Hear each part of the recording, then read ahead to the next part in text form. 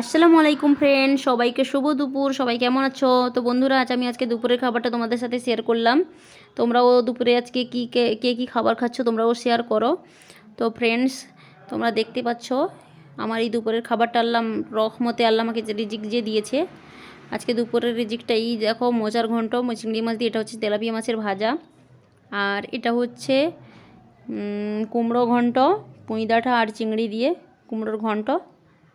আর এটা হচ্ছে এই দেখো, এটা চিংড়ি। তারপরে এটা হচ্ছে লও, মানে বাংলাদেশি আপুরা কি না কিছু একটা বলে, প্রায় ওনারা রান্না করেন, আমি দেখেছি। তো এটা কচু গাছের যে কাণ্ড টাইপের, জানি না ওটা কী, যাই হোক এটা চিংড়ি মাছ দিয়ে এটাও রান্না হয়েছে। আর এটা মোচার ঘন্ট হয়েছে চিংড়ি মাছ দিয়ে।